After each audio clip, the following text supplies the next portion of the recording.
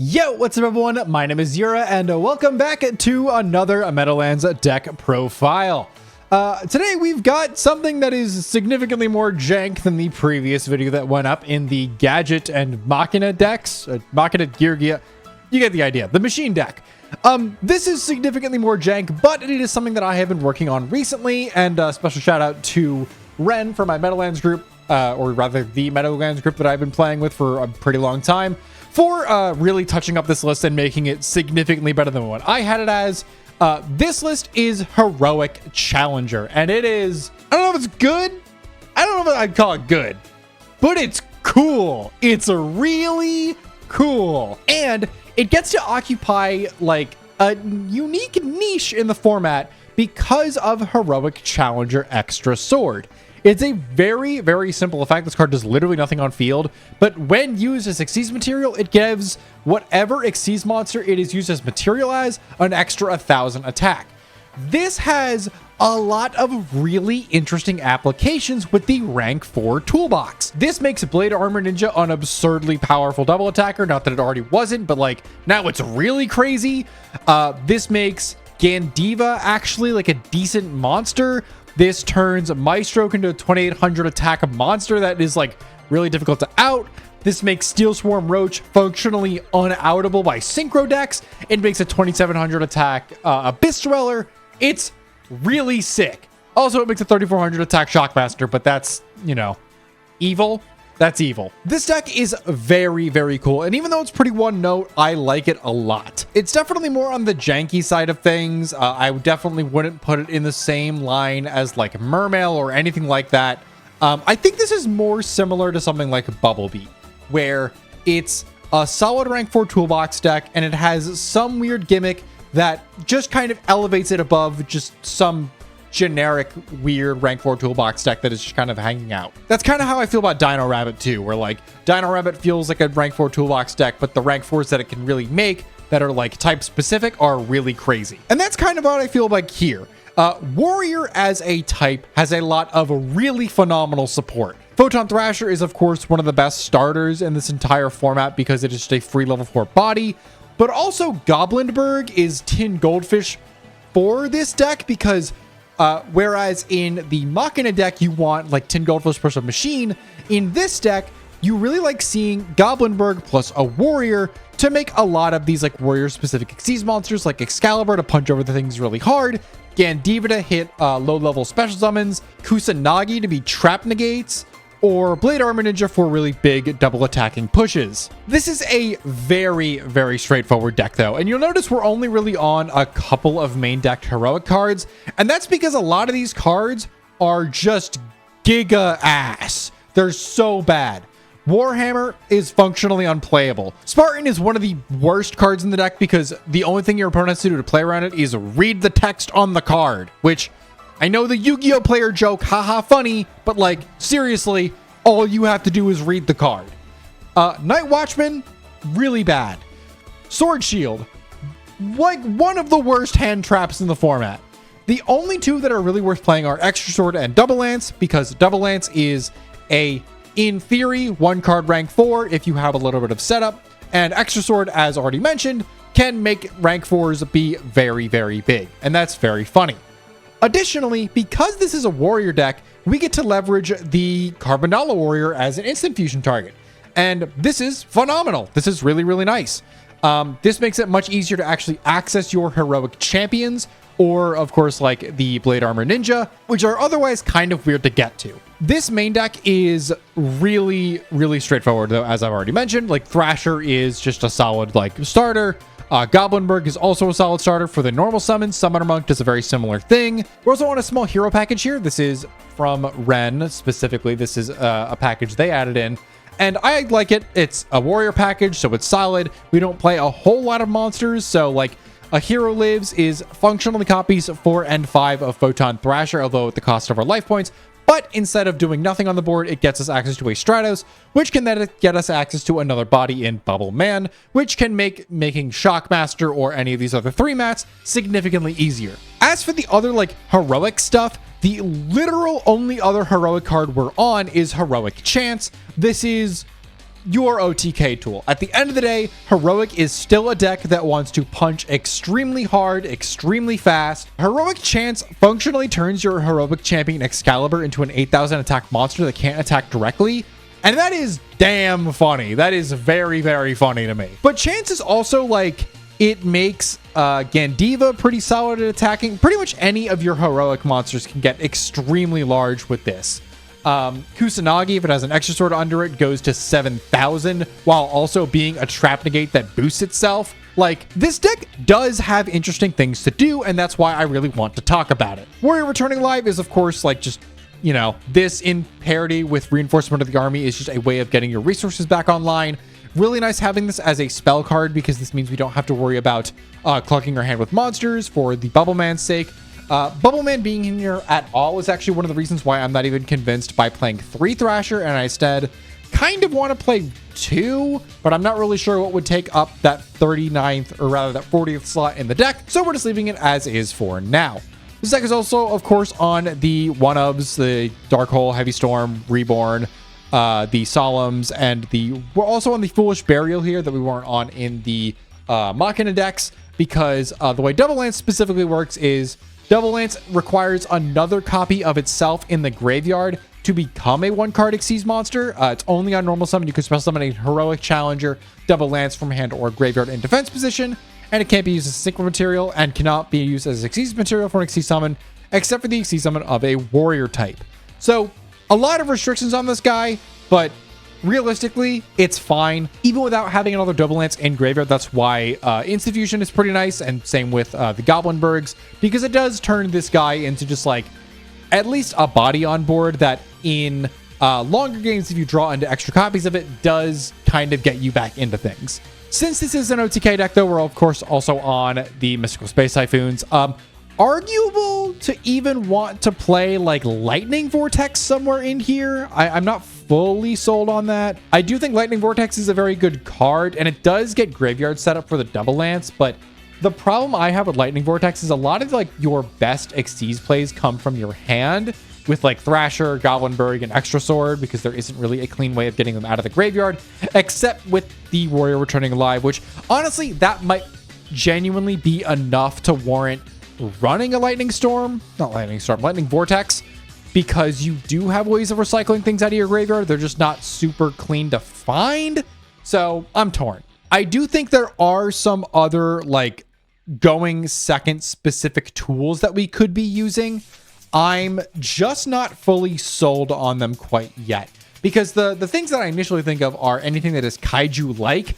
We do have Volcanic Queen, we have Lava Golem, but unfortunately, they require us to use our normal summon on them. And this deck, while it does have ways of getting monsters out without the normal summon, it doesn't have ways of putting substantial pressure on the board without the normal summon. And that's kind of the main reason why we're not really on it. That said, though, the rest of the main deck is very simple. Bottomless, Mirror Forces, this is like generally good cards. We're playing a battle focused deck, so it makes sense to have battle focused traps to an extent.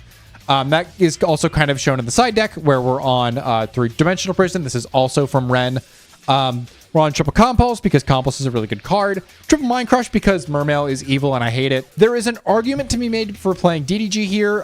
Again, like I want to try to fit DDG into a lot of these decks, because this deck specifically, I really do not see a clean out to multiple Infernity Barrier set, or dealing with like getting Eradicated for like all of your spell traps, but finding the side deck space is a little weird.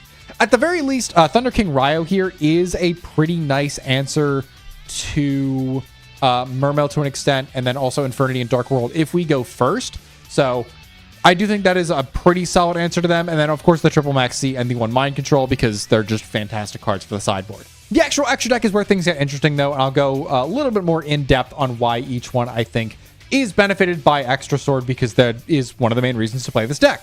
Gaga Cowboy becomes a 2,500 base attack monster that can get over, I think it's anything that is like 4,000 or higher, if I remember correctly how this card works, which is like really solid. Like this guy gets very, very large. 2,700 attack Abyss Dweller is of course fantastic. It doesn't cleanly out Abyssgaios, but it gets very damn close. And it is also really hard for Infernity and stuff to out. 2800 attack Lavaball Chain.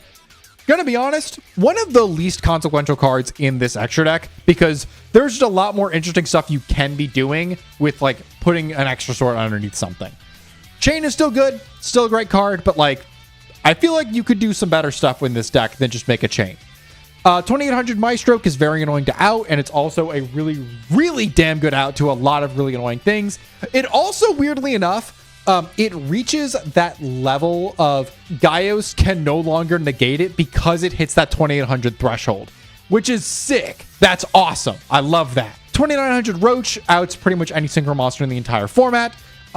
3000 base attack Excalibur is very nice. It just can punch over the Gaios without needing to worry about things or even needing to activate its effect. 3100 attack Black Ship of Corn is removal for so much. Because this card does not use its original attack when targeting and removing something, this functionally outs anything in the format. It's really damn good. Anything that is 3100 attack or less, it's anything with 3000 attack or less dies to this card. And even though it can't battle that turn, this is such a phenomenal removal tool. Gandiva, I've already kind of mentioned, is like the check to Infernity, or just any deck that is going to be repeatedly special summoning lower level monsters. So like Dark World, Infernity, those are the ones that you really are going to be hitting with this. And 3100 is a really solid stat line for this card with Extra Sword.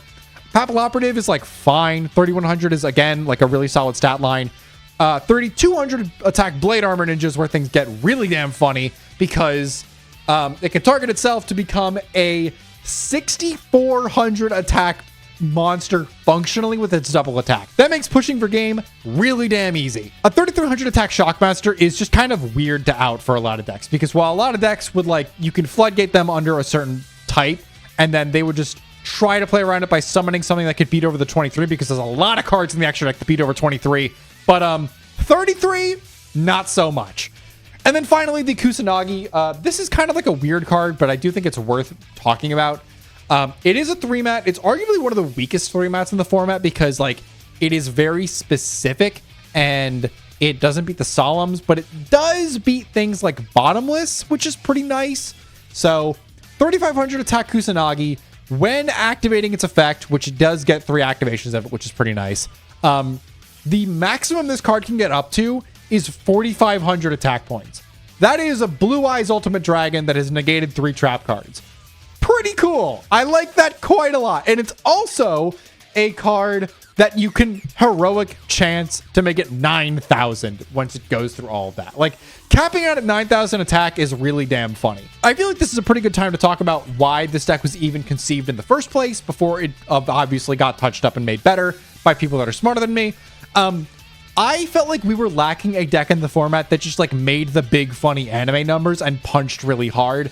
And thankfully, Heroic is that deck. And while it's not good, damn, it feels good to punch for 1,000,000. I love it so much. But with all that said, I feel like this is one of those decks that is just much better to see in action than to talk about. So we're going to hop into some games and show you how this works. All right, we've got some games lined up for you for Heroic, and I'm going to be honest, this is kind of a weird deck to get replays for. It either does the thing or it doesn't do the thing. There's a couple of decks in the coming videos that you'll see that are kind of like this, the gimmicky, like either it does its thing or it doesn't do its thing and loses flat on its face. I think specifically the next video that we upload, tomorrow's upload, will be very similar to this, but I do think these games actually did turn out kind of interesting, so they're worth showing off. This match is up against Telehero, which is a deck that I personally like a lot, but I think still probably needs a little bit of touching up to really get into a place that I feel like is perfect. But I think that is a perfectly serviceable opponent for a deck like Heroic, which is still trying to find its footing and its place in the meta. So we are going to start off here in the draw phase. The Telehero player is going to go first. They're going to go Grepher, pitch the Malicious. Malicious activating, summoning out the Malicious from the deck, going E-Tele to summon out this Krebons from hand, before making a Void Ogre Dragon, normal summoning down an Armageddonite, getting the Plague Spreader into the bin, and making a Maestroke for protection after setting a final emergency teleport. We're going to pass over to the heroic player. We've got to lead Photon Thrasher, then we can normal summon Goblinberg. Goblinberg summon out this heroic challenge double lance. We're going to make Excalibur to get over that Void Ogre Dragon to make sure that our Solemn Warning is going to be online for next turn, but we don't have a clean way of outing this Maestroke. Maestroke is going to activate and flip this Excalibur face down. The Telehero player is going to use this E-Telly to try and get over this Excalibur by E-Tellying out a tuner to make the level 6 Synchro Gaia Knight, the Force of Earth, but that is going to be met by our warning. They're going to pass it over because they don't have anything to do on this turn. We draw into a Judgment, which is pretty nice, but still no target for the Summoner Monk. We're going to go a normal summon of Bubbleman into Black Strip of Corn to get rid of that Maestroke and then swing in for 2k after setting our Judgment. And this is kind of the point of the game where the Telehero player is out of gas. They don't really have a good resource loop online, so we are just kind of able to walk away with the game by just normal summoning another guy and walking in for lethal. So that was a pretty bog standard rank 4 toolbox deck, right? We didn't really get to see Heroic do the heroic thing. And this hand doesn't actually look all that much better. I know it looks kind of nice given the general layout of cards, but Hero Lives plus Stratos in the opener is really not something you want to see. You want to keep that open for Stratos to summon off of Hero Lives to search out Bubbleman to make an easy 3-mat rank 4. But that is not what we have going here. So unfortunately, we're going to be playing into this Telehero player going first again. They have a really, really solid stack of cards in their grip. So let's see what they can do with it. They're going to lead Black Garden. This is a really sick combo. They're going to summon out the Dark Grepher, summoning out a Rose token, go Dark Grepher to get a Summoner Monk into the bin, using the Black Garden effect to destroy itself and then summon out the Summoner Monk because it has 800 attack, and then summoning out the Malicious using the Malicious effect. And then we can go Plague Spreader, putting away this copy of Effect Veiler, before then going into Summoner Monk for Stratos, getting Bubbleman out of the grip, and then going Bubbleman into a Shockmaster and turning off spell cards, which is pretty detrimental for this hand. We draw into a Maxi just a turn too late. We're going to go Stratos. Stratos is going to get the Bubbleman here, and we don't really have anything else to do, so we're just going to set and then pass before technically over this Summoner Monk. Our opponent draws into a warning, which is pretty nice. They are going to use Shockmaster to turn off spell cards again before walking over to Stratos and then in for 3k direct. We're still spell locked, so we're going to see what we can do here. We draw, unfortunately, into another monster, which means this Bubbleman still can't get out of our grip. They're going to go Shockmaster for the final time, turn off spell cards before walking into another 3,000 after setting a Destiny draw. And we draw into a Maxi, which means that our Bubbleman is still not online because we cannot discard both Maxis. So we walk into the Void Ogre Dragon ourselves. All right, bit of a rough game 2 that was. Game 3 hopefully looks a little better, although our opponent going second has some crazy board-breaking potential, with the Hero Lives being a phenomenal starter, and then Summoner Monk as a really good normal summon, and 2 E-Tellys to follow it up, alongside a Lightning Vortex to break our board. So let's see what our opening play here is. We find Instant Fusion off the top, which is pretty nice. We're going to go Thrasher, normal summon out a copy of Extra Sword, and then go Instant Fusion for Carbonella Warrior, before making a Shockmaster of our own and doing unto our opponent what they did to us. This time, though, we have a 3k body to make this happen.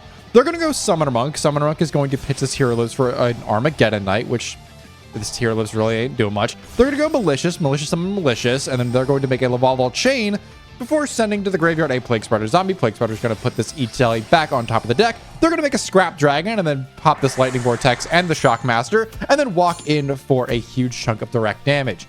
So even though we had them spell locked in a handful of pretty much all spells, they still managed to break the board and push through it. Shockmaster, not a game ender, everyone. So let's pass it back to the Heroic player and see what they've got. Rhoda is a pretty phenomenal find. We're going to grab a Goblinberg here. Goblinberg is going to summon out this Extra Sword, and then we can make a Blade Armor Ninja that gets boosted by 1,000. 3,200 is going to be plenty of attack points to get over their current board. The Scrap Dragon is going to trigger doing nothing, and then we're going to walk over the Chain to stop them from doing any additional plays. They're going to draw the E-Telly off the top that we know they stacked. And then they're just going to pass it back. They don't really have much else to do. We're going to go Stratos. Stratos is going to add to our head a Bubbleman. They're going to summon up the Bubbleman and then go for Maestroke to get some protection before going Blade Armor Ninja to get a little bit of extra damage and try to close out this game. But they're going to activate the E-Telly and then use Krebons to protect their life points by paying 803 times. Technically, they don't need to do it this third time. They could have just let it die, but is what it is. It doesn't really matter too much. They're going to draw into a Maxi again, a little turn too late. They're going to set this E-Telly before we get to find a Warrior returning alive. We're going to grab an Extra Sword and then just go to the battle phase and walk into a second emergency teleport, unfortunately, which is going to be protecting their life points once again. Their turn again, they're going to find a Lightning Vortex, which is in theory pretty good, but we have a Judgment to stop that. And it means that we have this game won on the crackback. So Heroic's kind of a weird deck to talk about. I feel like if it's not doing its main cool thing, I'll ignore the centipede on the screen, that guy's for later. It's kind of just a general rank 4 toolbox deck, which we already have like Bubble Beat for, so it's hard to justify it in that sense. But when you are doing the extra sword thing, 3300 Shockmaster without, you know, the use of Lightning Vortex or something like that, or walking over it with like a Scrap Dragon, is kind of weird to out. And that even goes for like the 3200 Blade Armor Ninja. That is a really threatening monster to put on the board. I do think this deck has an interesting niche in the rank 4 toolbox pile of decks. It definitely has some unique outs to things that other decks don't really have access to, just because of the ability to make their rank 4s that much bigger, and thus lets them contest a lot of other threats in the format that they otherwise wouldn't really be able to match. I think it's really interesting. At the very least, it is a cool take on a rank 4 toolbox deck. And if you just want something kind of simple, that makes a big funny anime number and isn't all that consistent, I can honestly say with my entire chest, give this deck a try. I think there is definitely a world where we can make it better, but as of right now, I think this is a very funny deck. I'm not going to call it good. Like I said in the deck profile, I don't think it's good. I'm not going to call it that, but it is cool. The things that it gets to do are very cool. And a lot of that just comes down to how interesting the rank 4 toolbox is in this format, and Extra Sword just making them all that much better.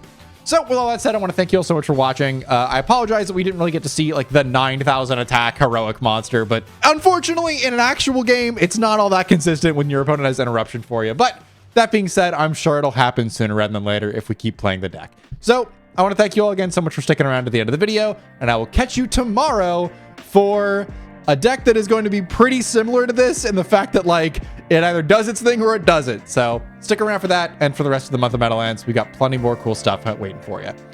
Bye-bye.